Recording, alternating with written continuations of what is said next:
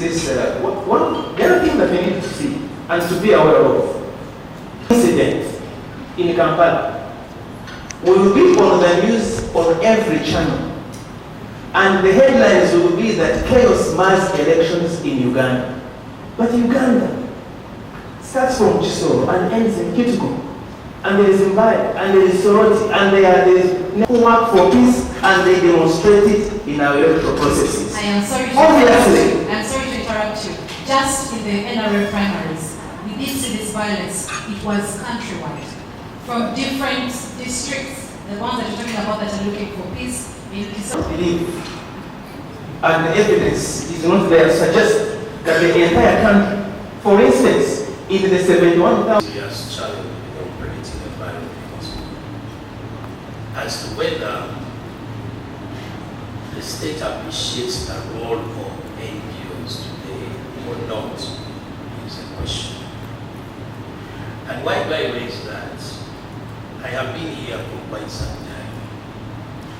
In the 1990s, there was a lot of excitement about the work that NGOs do, whether it's advocacy, civic education, whatever they need. And you could see real appreciation from the state. The recommendations that NGOs would come up with would be taken up by government. There was positive and encouraging dialogue between the CSOs and the state. The question is that the same today? Number two, when you look at the NGOs you're talking about, the CSOs, are they enabled to do the work that they are doing? Actually, I think it was the executive director, I think is now the secretary of the NGO Bureau, very recently pointed out that instead of the 14,000 NGOs that we had in this country, there are less than 5,000 now in operation. What does that mean? Many of them have folded, others are just shadows, others hardly carry out the activity they are entitled to, either because of lack of funding or because they are not appreciated. Now when it comes to elections, it's even a harder one. I happen to have been the chair of CSOs, the Citizens Election Observer Network, in 2016. As you recall, we had about 23 national NGOs coming together. We deployed over 1,000 observers across the country for 9 months, and I oversaw that exercise. I know what it meant. The threats that we faced at one point, very hard. Ever since that time, there's a lot of reluctance. People whom we talk to, even if you went out here and talked to people that from, they'll tell you. So what? What do I get out of it? Because the essence of an election is to elect leaders who in turn, the Electoral Commission can convince us that the will of the people will be respected, that an enabling environment can be created for CSOs to participate. As I speak now, there are no CSOs out there of that nature. They may not be motivated to engage. So, one of the biggest challenges we face in this country is lack of civic education. So, put all this together,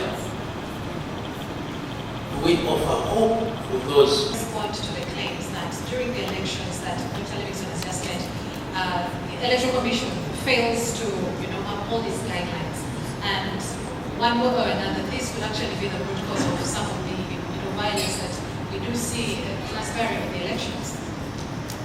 Thank you, Mildred. I was hoping that, and you normally say that what went wrong in all spheres? What went wrong from '96, the glorious days that you discussed in their funding? I think the NGO space has not been uniform.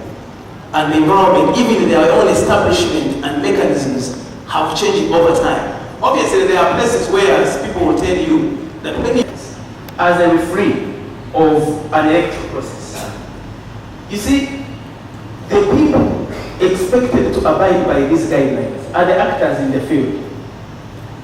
If you have a referee of a game, a football game, and you have players on the pitch, and the players accept to the rules, and then they reach on the pitch, and one of the teams says, for us, if we miss the ball, we are not going to miss the leg, and they start breaking other people's legs. Okay? You can issue yellow cards, you go to red cards, and ultimately you may have nobody actually in the pitch. If you have supporters in Russia, and they, instead of supporting their teams, they start hiring insults to the players, some players may leave the field, following the guideline. That because the Commission does not simply come out of the blue and create guidelines and regulations without the consultation of the actors. These political parties, the candidates. From the perpetrator's point of view, torture is aimed at the following: 1, social control; 2, to cause fear among the victims; 3, to perpetuate the system, supposedly, I think, government; and 4, to suppress sentiments about the failure to perform.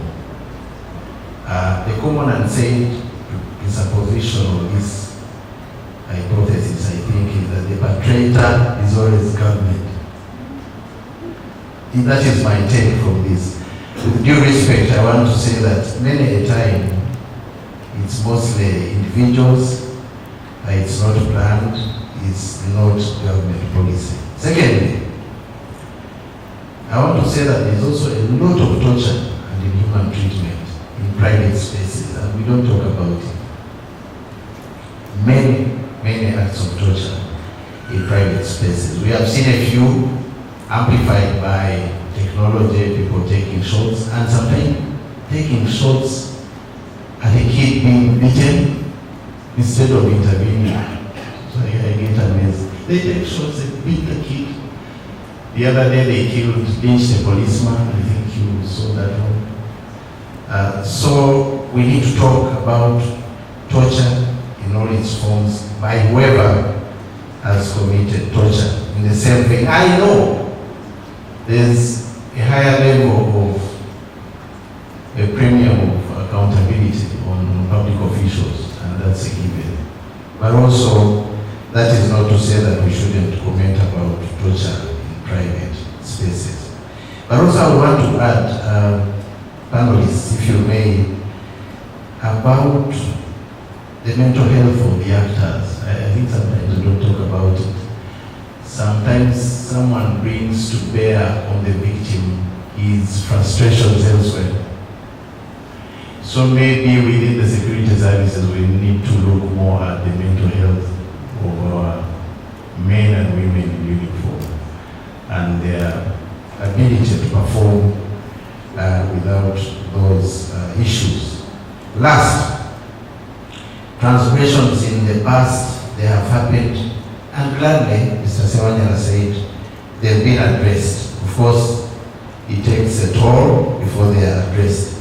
So I want to say that building institutions takes time and collective effort. I therefore want to join Mr. Muhoozi to say that and to call for collective optimism, enduring collective effort to improve things. And that's why we are here, otherwise we would give up and go to sleep. And I want to say that the voice of the Sewanyanas of this world, who are icons of this fight, Professor Kabumba, are not in vain, and this is the essence of such candid conversations.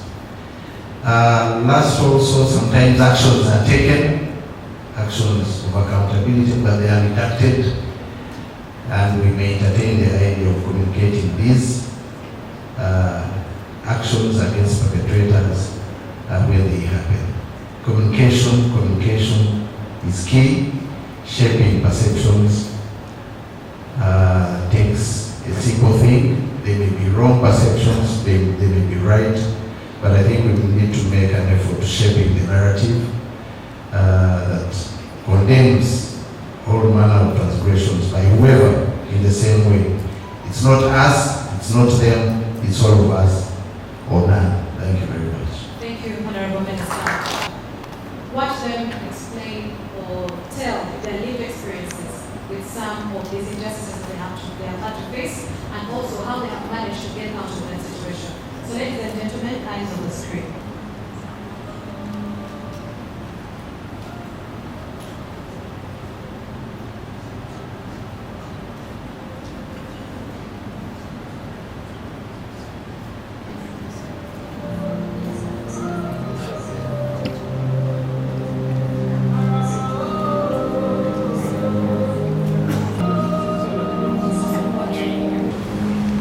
Speaking to the combatant, it's never government policy to promote torture. So we are part of this conversation. It's a rich conversation, and what we are saying is that it takes everyone to fight, prevent torture and humanitarian. No, I'm right. We shall have a free election. We shall have a free election. That's a given.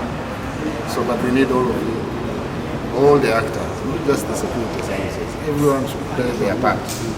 The public has rights, but also it has obligations to obey the law.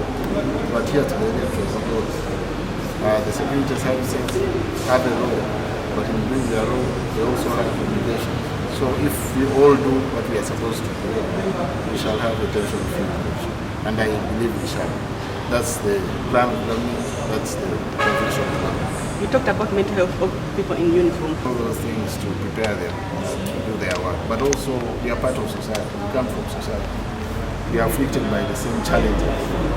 So some of the individual perpetrators have mental issue problems like members of the family. So what we are saying is that it's key to examine the mental shape actors, not to rush to condemn government, because these are never acts of government. They are acts of individuals, and we should take them as such and address them as such. Thank you very much. Looking at us, we have been here as the Electoral Commission participating in this dialogue organized by the SCTV, the body that champions against torture or victims of torture, and the Human Rights Commission to talk about torture, violence in the context of elections.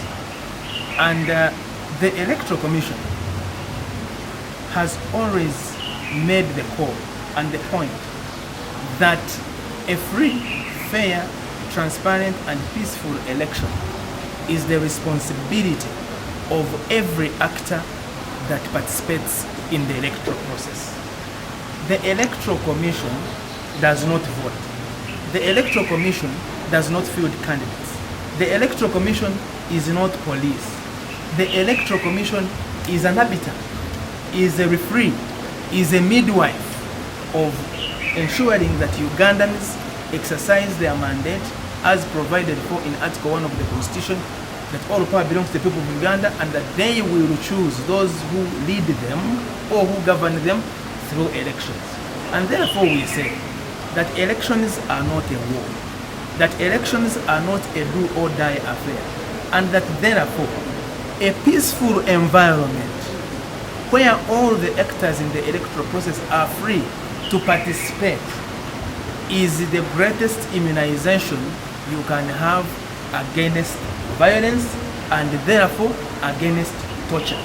Torture of anybody in the electoral process has no place in our electoral processes. We need an environment that of freedom of people exercise their mandate as enshrined in the Constitution. We have the laws.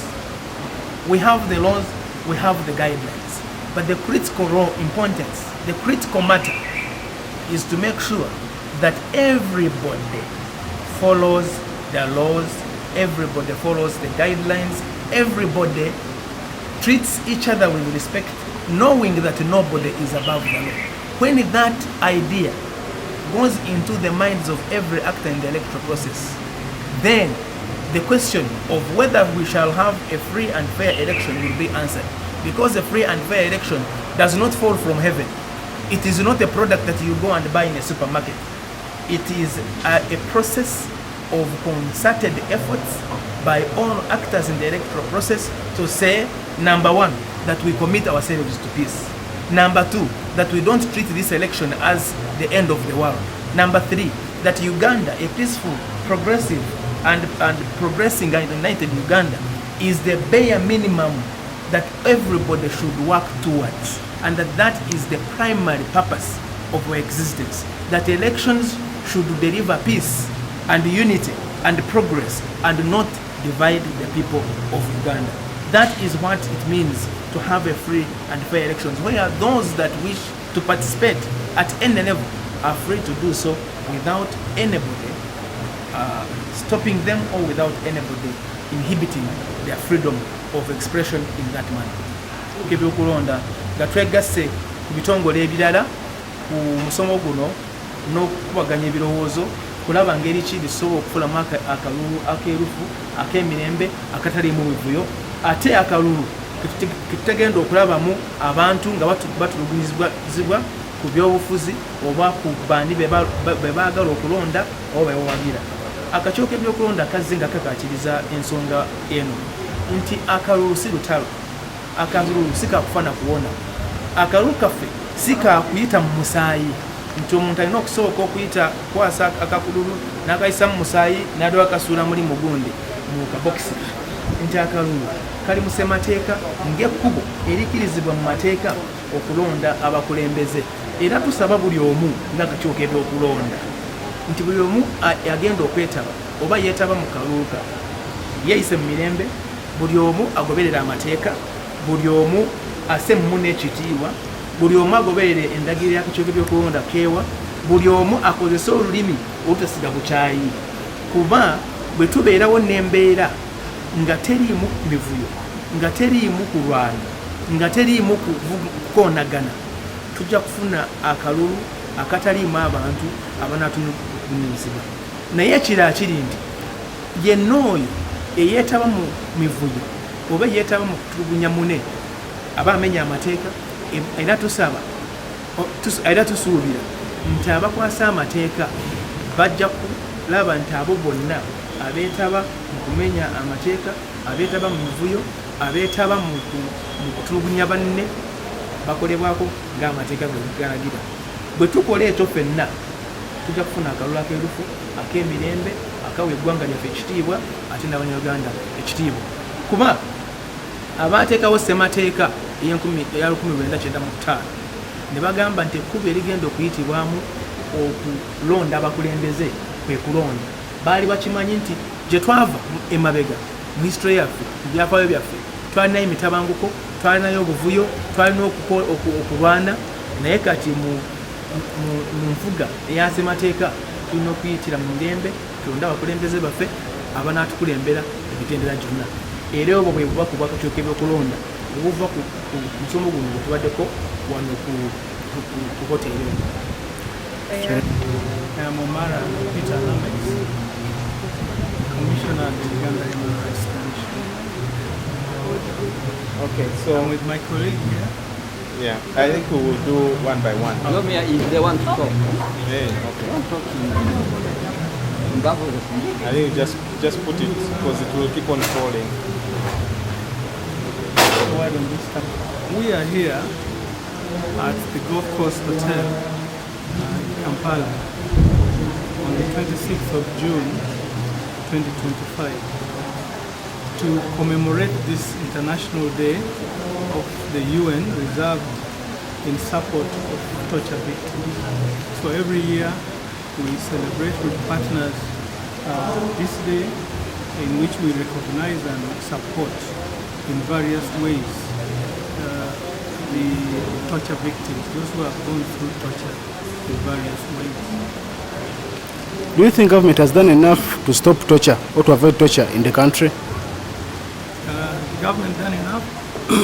I would say Uganda has done enough to provide for facilitation to end, if possible, or to mitigate torture. Through our laws, we know, for example, that in Uganda, we have, under the Constitution, Article 24, it provides for freedom from torture, cruel, inhuman, or degrading treatment.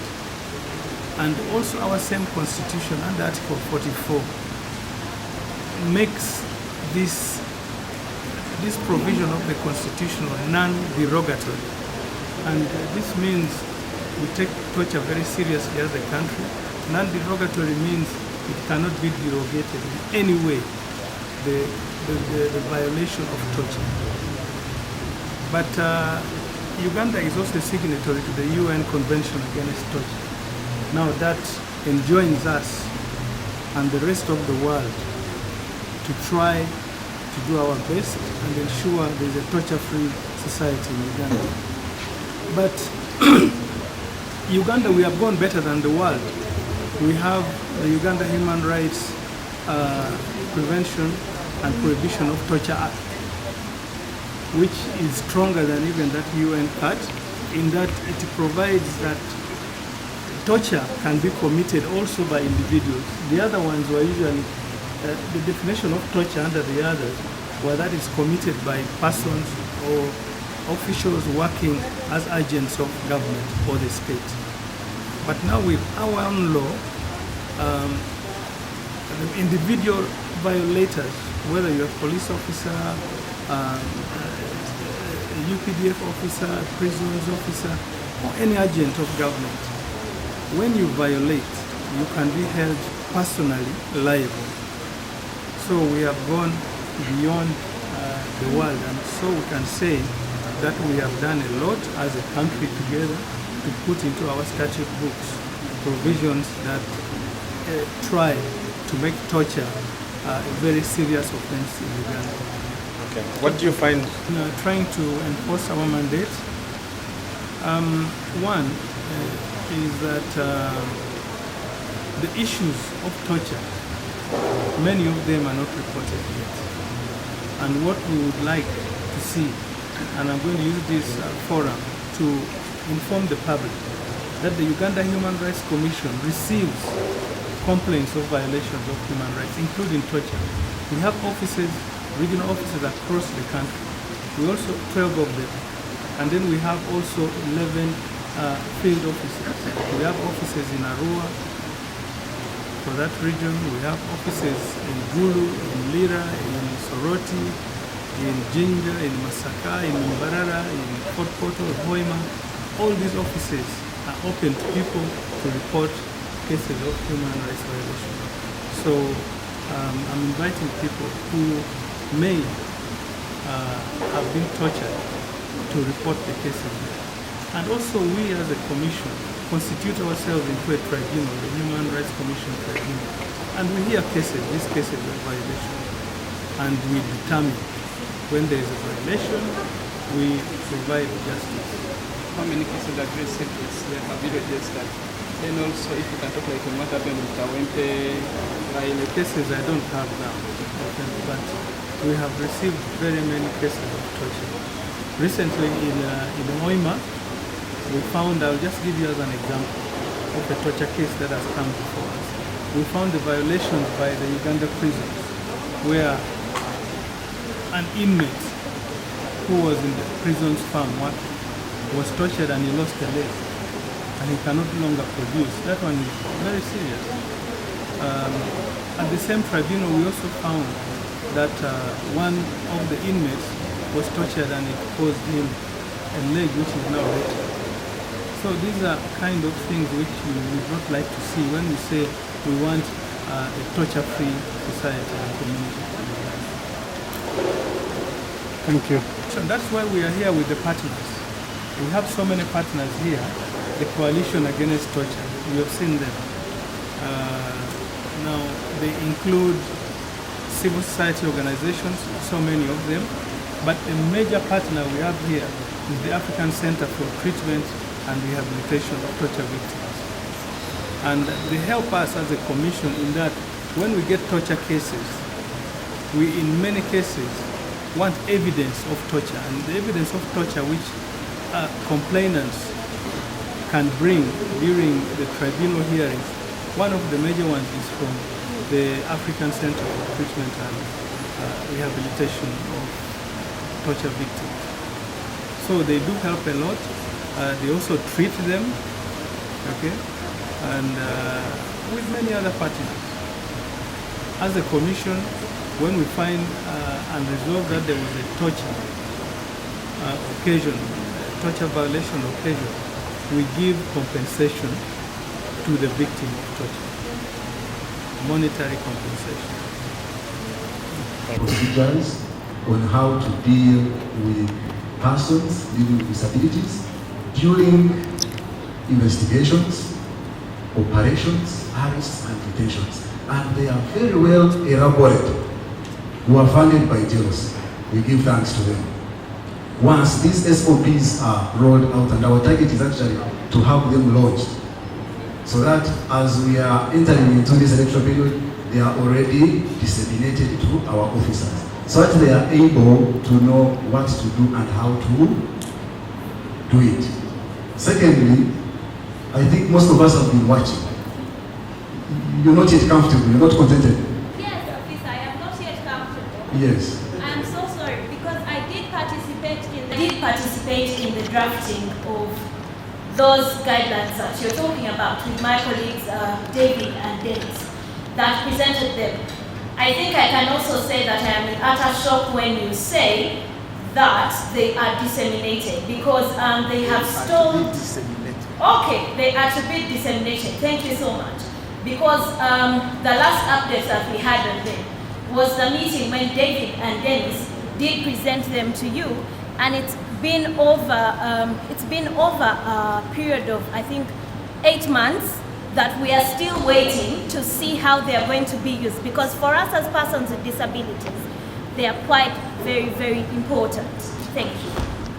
Our officers will be knowing what to do, when and how to do it. You're right. As we speak now, I think I was in touch with David, who asked how far has the SOPs gone. After developing them, we sent them to IGP. I kept on communicating from IGP to David, from police to David. We are still in that stage. But as far as I'm concerned, we finalized and they are pending his signature, then we can enroll them. So, and I was telling you that if you watch, we normally have the weekly whatever address of police headquarters, where we labor actually to ensure that we have somebody interpreting for our brothers and sisters to be able also to get what communication are we giving. The institution has gone ahead. This one you can quote me. Has gone ahead to ensure why are there abductions. Do you still think we still have the trust in you? And I implore you that you have to maintain the trust with us. When I was growing up, I was told that when one young girl conceives in a village, she makes all other girls in that village be abused or be taken as bad ones, isn't it? I know we have bad elements, that one we cannot deny, because we all join forces with different backgrounds. But the good ones, we are also there, and we are many.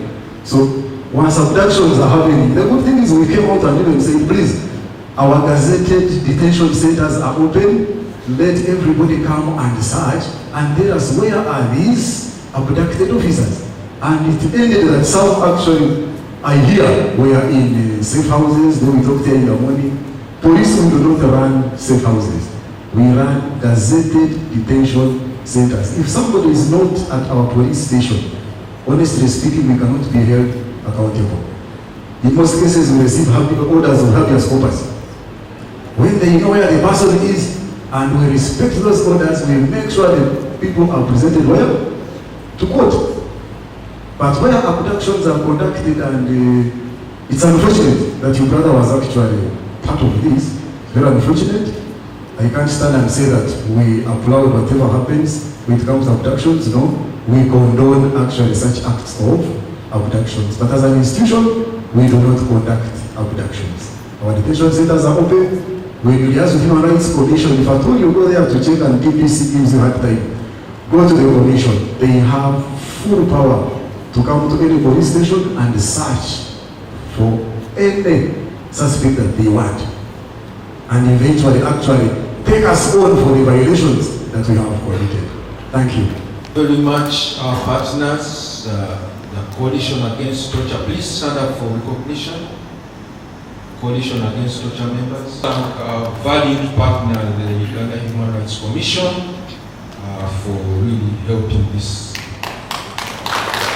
community. The team from the African Center for Treatment and Adaptation of Torture Victims. Please stand up for recognition. Remind ourselves that we need to be ambassadors of peace, especially during this election season, protect human rights in general. And let us internalize the theme we have had, torture and a violence-free election for all and by all. From here, please let us sensitize everyone so that we go through a peaceful election.